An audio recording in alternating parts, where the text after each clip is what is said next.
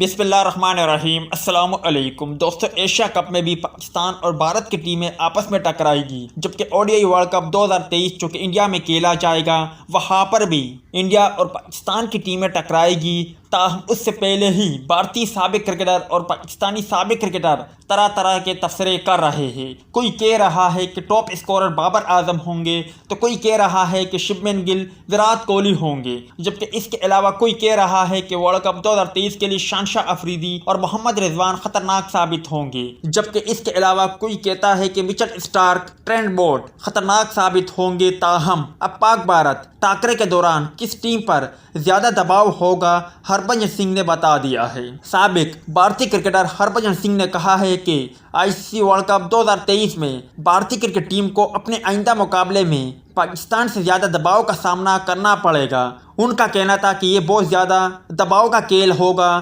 پاکستان پر بھارت جتنا دباؤ نہیں ہوگا، کیونکہ ہم ہوم گراؤنڈ میں کھیلیں گے، اس لیے بھارت کو اس دباؤ کو سنبھالنا، جذب کرنا اور وہاں سے جیت حاصل کرنا ہوگی۔ انہوں نے کہا کہ پاک بھارت مقابلہ کرکٹ کی دنیا میں ایک بے مثال کھیل ہے۔